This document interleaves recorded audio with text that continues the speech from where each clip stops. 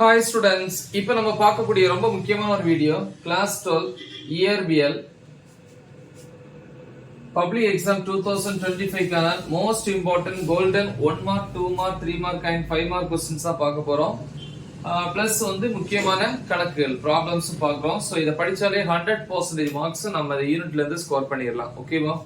சரி என்னன்னு பாப்போம். 1 மார்க்ஸ் பொறுத்த வரைக்கும் புக் பேக்ல வந்து ரோமன் லெட்டர் 1ல 15 1 மார்க்ஸ் இருக்கும். பிளஸ் இன்சைட் 1 மார்க்ஸ் அப்லோட் பண்ணிருப்பேன், அதை பாருங்க.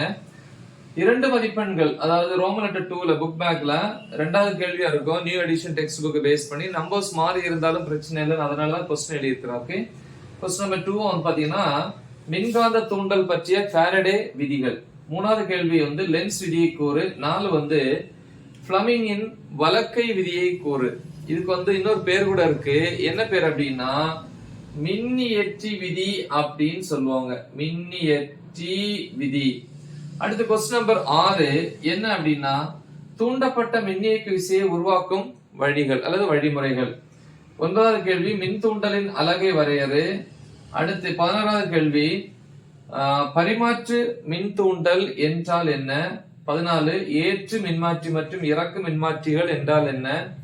15 பாத்தீங்கன்னா மாறுதிசை மின்னோட்டத்தின் சராசரி மதிப்பு ஐ ஆவரேஜ் சொல்லுவோம், அதை வந்து வரையறு. 16 வந்து பாத்தீங்கன்னா மாறுதிசை மின்னோட்டத்தினுடைய ஆர்எம்எஸ் மதிப்பை வரையறு. 18 மின் ஒத்ததிர்வு வரையறு. 20 கியூ காரணி, ஓகேவா அப்படின்னு சொல்லுவாங்க. குவாலிட்டி அப்படின்னு சொல்லுவாங்க, தரக்காரணின்னு கூட சொல்லுவாங்க. ஓகே, கியூ காரணி அல்லது தரக்காரணி வரையறு. சோ அதுல இன்னும் 2 क्वेश्चन சொல்லிடுறேன். क्वेश्चन நம்பர் 21 சுழித்திறன் மின்னோட்டம் என்றால் என்ன. 24 எல்சி அலைவுகள் என்றால் என்ன. சோ இது 2 மார்க்ஸ் பொறுத்த வரைக்கும். 3 மதிப்பெண்களை பொறுத்த வரைக்கும் அதே இதுலதான் புக் பேக்ல ரோமன் லெட்டர் 3ல வந்து பாத்தீங்கன்னா இந்த இருக்குல இதுல क्वेश्चन நம்பர் 4ல வந்து பாத்தீங்கன்னா லாரன்ஸ் விசையிலிருந்து இயக்க மின்னியக்கு விசையை உருவாக்குதல் இல்லையா, கொணர்வி. சோ அதை வந்து நம்ம நிரூபிக்கணும். 7வது கேள்வி வந்து பாத்தீங்கன்னா நீண்ட வரிச்சுருளால் தன்மின் தூண்டலுக்கான கோவை. ஷார்ட்டா தான் அந்த क्वेश्चन எழுதி இருக்கிறேன். 8வது கேள்வி மின்தூண்டியில் சேமிக்கப்பட்ட ஆற்றல். 9 M12 = M21 = M அப்படின்னு சொல்லி நிறுவுக. இது சில நேரம் 5 மார்க்லயும் கேட்கலாம். क्वेश्चन நம்பர் 10 சுருளின் பரப்பளவை மாற்றுவதன் மூலம் அல்லது பரப்பை மாற்றுவதன் மூலம் தூண்டப்பட்ட மின்னியக்கு விசை உருவாக்குதல். அப்புறம் 16th क्वेश्चन 16வது கேள்வி மின்மாற்றியில் ஏற்படும் வெவ்வேறு ஆற்றல் இழப்புகள். 21வது கேள்வி ஒரு சுற்றில் ஏசியின் சராசரி திறனுக்கான கோவை. 23 பாத்தீங்கன்னா எல்சி அலைவுகளின் போது மொத்த ஆற்றல் மாறாது என நிறுவுக. இடையில ஒரே ஒரு क्वेश्चन 18th क्वेश्चन பாருங்க, தூய மின்தூண்டி மட்டுமே உள்ள ஏசி சுற்று. அப்புறம் 5 மதிப்பெண்ல பாத்தீங்கன்னா ரோமன் லெட்டர் 3 தான் புக் பேக்ல. அதுல क्वेश्चन நம்பர் 11 காந்தப்புலத்தில் கம்பிச்சுருளின் ஒரு சுழற்சி மாறுதிசை மின்னியக்கு விசையின் ஒரு சுற்றை தூண்டுகிறது என நிறுவுக.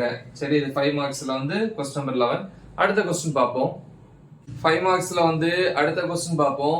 13வது கேள்வி ஒரு கட்ட ஏசி மின்னியற்றியினுடைய செயல்பாட்டை வந்து படத்துடன் விவரி.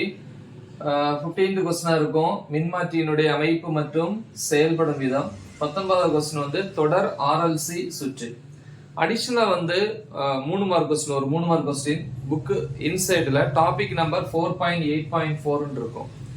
அதாவது நேர்திசை மின்னோட்டத்தை விட மாறுதிசை மின்னோட்டம் வந்து ஏன் வந்து சிறந்தது, அதனுடைய நன்மைகள் மற்றும் குறைபாடுகள். ஓகே, அடுத்த ப்ராப்ளம்ஸ் கணக்குகளை பொறுத்த வரைக்கும் எக்ஸாம்பிள், அதாவது தமிழ்ல எடுத்துக்காட்டுன்னு சொல்லுவோம். இதெல்லாம் 4.1 4.2 4.4 4.8 9 10 11 12 13 15 16 19 20 21 22 24 27 ப்ராப்ளம்ஸ்ல வந்து 17 ப்ராப்ளம்ஸ். அதே மாதிரி புக் பேக்ல வந்து பாத்தீங்கன்னா புக்கு பின்னாடி எக்ஸசைஸ் பயிற்சி கணக்குகள்ல 1 2 3 7 9 10 13 17 18 19 20. சோ 20 ப்ராப்ளம்ஸ்ல வந்து 11 ப்ராப்ளம்ஸ் மட்டும் பிராக்டிஸ் பண்ணா போதும். சோ தமிழ் மீடியத்தை பொறுத்த வரைக்கும் எல்லா டாபிக்ஸுமே ஆல்ரெடி என்ன பண்ணிருக்கேன், டீச் பண்ணி அப்லோட் பண்ணிருக்கிறேன். தமிழ் மீடியம் தனியா, இங்கிலீஷ் மீடியம் தனியா. சோ அந்த வீடியோஸோட லிங்க் இந்த வீடியோ டிஸ்கிரிப்ஷன்ல கொடுத்திருப்பேன். நல்லா தெளிவா பிராக்டிஸ் பண்ணுங்க. மறக்காம இதை உங்க ஃப்ரெண்ட்ஸுக்கு ஷேர் பண்ணுங்க. All the best. தேங்க்யூ.